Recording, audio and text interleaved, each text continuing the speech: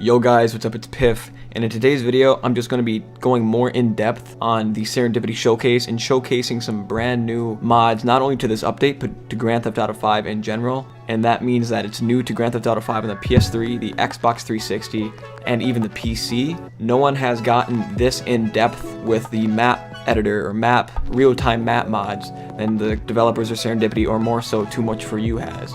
Now, without really saying too much more, the background gameplay is actually of the new features in Serendipity, or really the new modifications. And I did just want to touch briefly on really how to use them, because sometimes it can be kind of confusing as to why. Maybe if you're trying to spawn the maze bank, because yes, you can do that now. If you're trying to spawn the maze bank, and say you're in Sandy Shores, and you're trying to spawn it, why it's not working, or why it says model not available.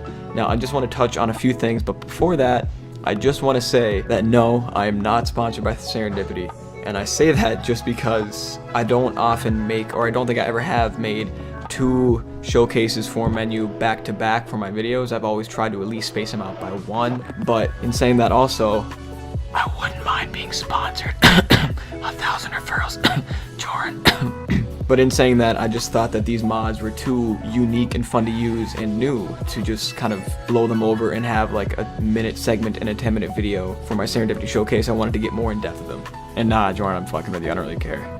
Now, I'm certain that not everyone is going to be, I guess, surprised or taken aback by what I'm telling you or what I'm showing you really in the video. But it is nice to shed light on these new modifications. So as you can see in the background, you're actually able to spawn different sections of the map and treat them as if it was an object by editing them via the X, Y, and Z plane, and even the roll, the yaw, and stuff. You can teleport that section of the map to any part in the map. You're also able to attach it and edit it in real time on your body or on another player in the session's body. And yes, when you spawn these objects, because they are treated like objects, other players are able to see them.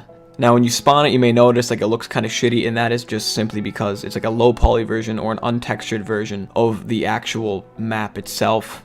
Now, something that I want to talk about next is when you try to spawn a model, as in the maze bank, and it gives you the model not available text on the bottom of the screen. Now, this just means that you're not actually close enough to the maze bank to spawn it. That's why I said if you were in Sandy Shores and you would have tried to spawn it, you can't. So what you have to do is you have to go over somewhere close to the maze bank, spawn it, and then once you spawn it once, you're able to go anywhere in the map and then spawn it again.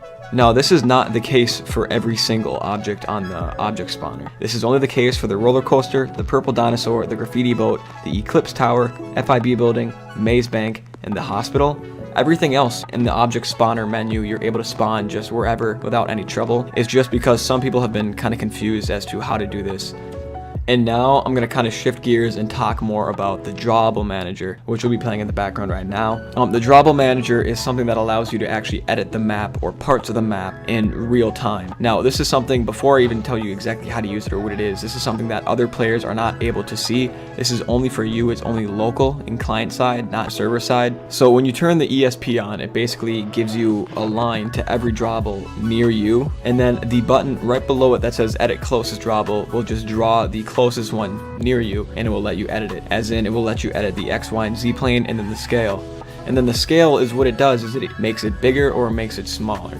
Now, when using the edit drawable, this is where you're actually able to go ahead and edit the buildings or the hillsides, or like bring them to places that wouldn't otherwise be. You can edit any part of the map. Now, with the edit biggest drawable, is that will bring the biggest drawable that is near you, that will let you edit that single one. And then the teleport to me button, all that does is it teleports all the drawables, everything that you're able to edit that is near you in your single chunk that you're in, it will teleport it all to you. Then the scale options, it is the same thing. It has the same effect as the teleport to you button. It edits the scale of the nearest drawables, which I also show in the video. It edits the scale of them to whatever you set it to. It makes them either bigger or smaller. When you make them all bigger, all hell breaks loose. But now, as you can also see in the video that I demonstrate, is that when you say you edit the maze bank, move it, make it bigger or smaller, once you move far enough away, which isn't very far, once you move far enough away and go back to it, the map would have already refreshed, and so your changes would be gone. Now, say you wanted to bring the maze bank down to the pier for whatever reason, you would not be able just to select the drawable and then teleport it down there, because at that point, not only is the option not given to you, but at that point the map would have already refreshed, so you're not able to do that.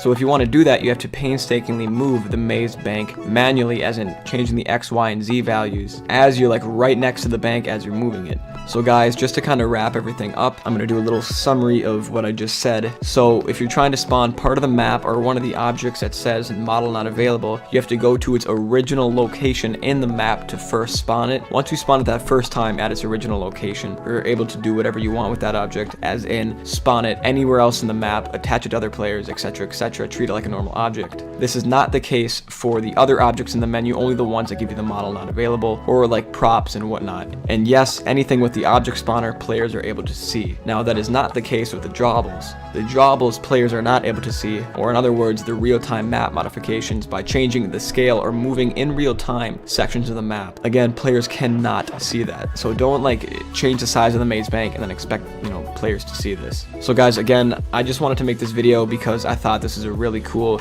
unique, and very new thing added just to Grand Theft Auto 5 modding in general and Serendipity specifically. If you want to purchase the mod menu, I will have a link in the description below. It is my referral link. It helps me out. As you heard in the beginning of the video, I have over 1,000 referrals, which it's kind of, fucking nuts, honestly. That's over $15,000 worth of merchandise or Serendipity licenses. It helps me out because I get the free keys that I'm able to give away to you guys.